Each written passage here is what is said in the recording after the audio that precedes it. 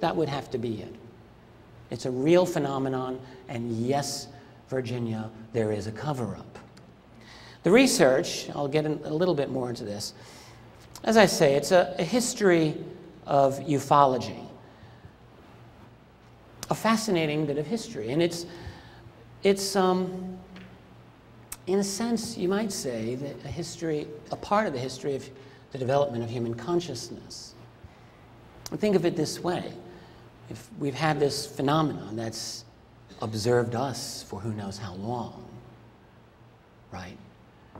And it's really during, I believe, during the 1970s and then the 1980s when researchers, in a sophisticated way, tried to understand who these other beings were.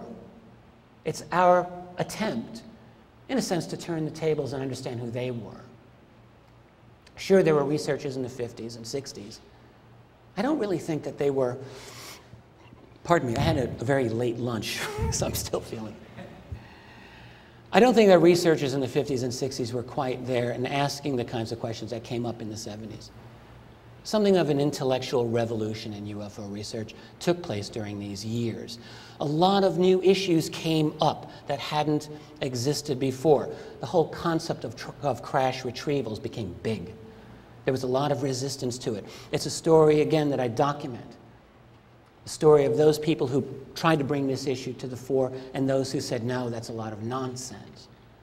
It was a very heated issue. Still is to a lesser extent. In the 70s and 80s, it was a big issue. People got very upset over it. The topic of abductions, probably more so.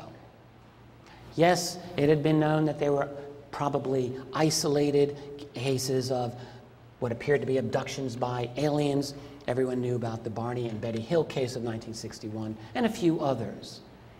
But the idea back then is, well, don't be in the wrong place at the wrong time, because if they see you, they may just take you. What happened during the 1980s was a completely different understanding of that phenomenon.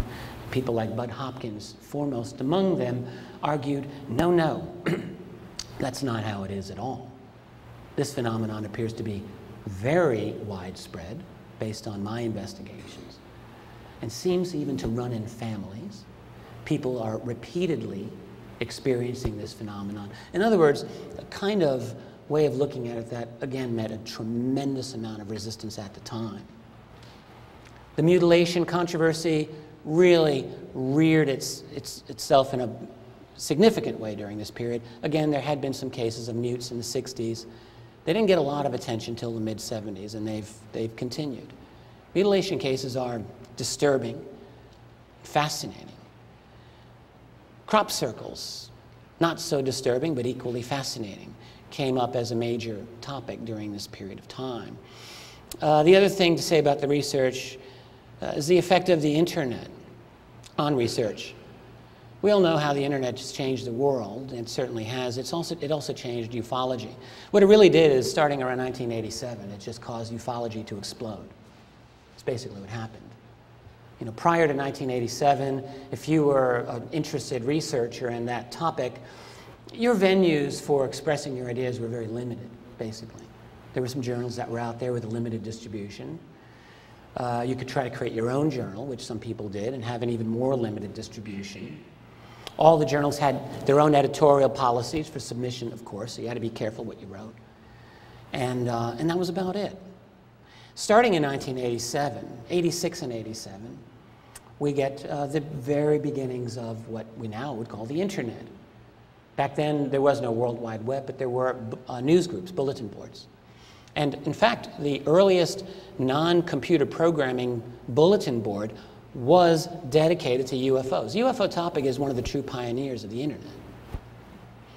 And by 1987, it allowed people in this field to publish their thoughts without having to worry who was going to edit them. It just went out there, and suddenly they were getting more readers than those people who'd submitted their articles to the MUFON UFO Journal. And suddenly, the old guard of ufology lost control over this domain. You could say that's a good thing, you could say that's a bad thing, but that's what happened, for better and for worse, in fact. Because after that, a flood of information then came out. And again, a fascinating story. So that's the story of the research. And the conclusions of the book, let's just say, roughly speaking, the phenomenon is undeniable. The cover-up is undeniable. There's a confrontational nature to this phenomenon. There are many of them. Militaries around the world have been chasing these things, not just the American military. Now, that doesn't mean that we're the bad guys or that we're the good guys. That's a different issue. What it does mean, though, is that there is some trouble in paradise. Someone's not getting along with someone else. That we can say. Abductions, in my assessment of this, there is no question there is an abduction phenomenon. And it is not, as has been argued by some people, most notably Dr. Stephen Greer, simply a military phenomenon. In fact, I think it's irresponsible to make this argument. There is something, yes, you can clap for that. It boggles my mind, to be perfectly candid here, that a researcher can make such a blanket statement. You have a phenomenon that's gone on globally for a long time. You have individuals that are describing highly consistent things in terms of their abduction experience. And I don't know what else it can be other than a kind of religious-like zeal that can cause a person blindly to say the only abductions that occur are military. This I find indefensible.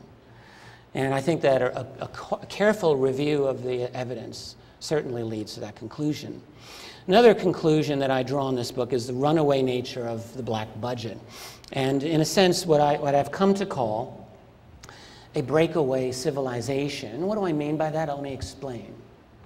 In the course of human history, we've had multiple civilizations coexisting at the same time. Go back 1,000 years. The civilization of China was very different from the civilization of the Near East or of Europe or of North or South America. Over the course of the last millennia, of course, these civilizations have increasingly come to merge and to interact with each other. In a sense, the story of our civilization is the coming together of these various cultures and civilizations. And yet we have this history of separate, coexisting civilizations. So it's really not a new concept. Even during the Cold War, certainly the scientific infrastructures of the United States and the Soviet Union didn't share their information with each other all that much, right? The Soviets had this belief in the theories of a fellow named Trofim Lysenko, utterly absurd biological theories, but the Soviet scientists held to this as a part of state dogma through the 1960s. So my point here is that we have examples of separate scientific infrastructures. What I'm suggesting in this book is that what we call the black world, existing as it does with essentially infinite amount of money to play with for all intents and purposes, and an incredible amount of secrecy within which to perform what they do, really no oversight. What would actually happen if, after it is inevitably the case, a couple of brilliant, genius black world scientists stumble across a new scientific reality based on the technologies that they're looking over? They come up with some really super nifty ideas. Would they share it with the rest of us? We have this idea that there's a spin-off technology involved, but is it necessarily so? And what happens, as always is the case with science, where one breakthrough leads to another one, which leads to yet another one.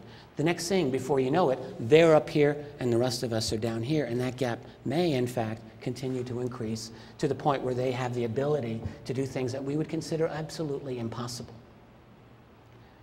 They would be so different that with justice we can call them a separate, or what I call breakaway civilization, with a completely different understanding of certain scientific principles and certainly a different worldview.